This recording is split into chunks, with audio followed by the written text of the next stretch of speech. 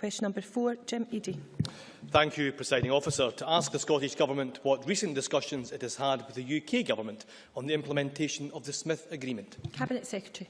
Since the United Kingdom Government published its draft clauses on the 22nd of January, the Scottish Government has provided a range of detailed comments on the drafting and the scope of the clauses, with the aim of ensuring they implement the Smith Commission recommendations in full. This has been accompanied by discussions at ministerial and official level, including 2 meetings of the Joint Ministerial Working Group on Welfare.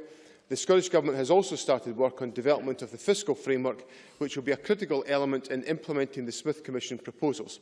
I met the Chancellor of the Exchequer on the 2nd of March to discuss the progress on this work. Jim Eadie.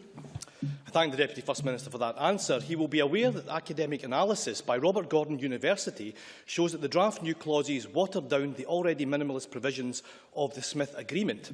Does he agree that the absence of the power to create new benefits and the restrictions placed on the categories of people to whom benefits can be paid clearly shows that the UK Government is already reneging on the implementation of the Smith Agreement, and that therefore the only way to deliver significant additional powers to this Parliament is to send a strong team of SNP MPs to Westminster to speak up and stand up for Scotland? Cabinet Secretary.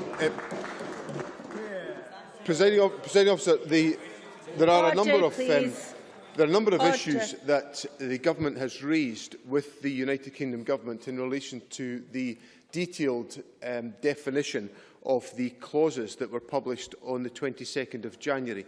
And we have shared with the Devolution Further Powers Committee the detail of that information that we believe has to be addressed. So the Scottish Government has engaged constructively with the UK Government on the specifics of what we believe is deficient about the draft clauses put in place by the UK Government and which are now subject to consultation. I should point out to Mr Eadie that, of course, a number of these observations have also been reinforced by the observations of a number of the stakeholders who have been involved in the dialogue around the implementation of these clauses. And I hope that these issues are properly addressed by the incoming United Kingdom Government, and we made that point in our discussions. Finally, Mr Eadie is absolutely correct that the best approach to safeguard Scotland's interests will be to secure the election of a strong team of SNP MPs at Westminster who will be able to protect and promote the Scottish interest on all occasions and without reservation.